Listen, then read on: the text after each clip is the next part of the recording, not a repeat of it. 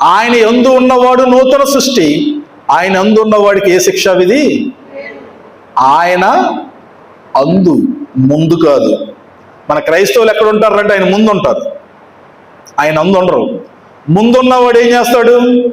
ఆయన ముందున్నంతసేపు భక్తుడిలాగా, ఆయన ముందున్నంతసేపు ఆయన బిడ్డల్లాగా ప్రవర్తిస్తారు. ఒక్కసారి సంఘంలోంచి బయటికి వెళ్తే ఈ బైబుల్ తీసుకెళ్ళి ఏ ఫ్రిడ్జ్ల మీదో ఏ ర్యాకుల్లోనో పెట్టేస్తాం.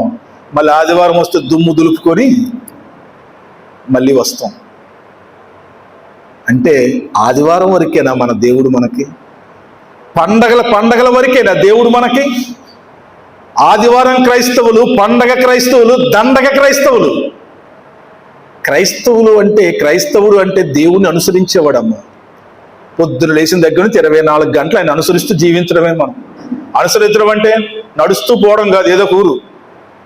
ఆయనలాగా మాట్లాడడం, ఆయనలాగా ప్రవర్తించడం, ఆయనలాగా ఆలోచించడం, ఆయనలాగా జీవించడం, అది ప్రతిరోజు చేసే పనేగా.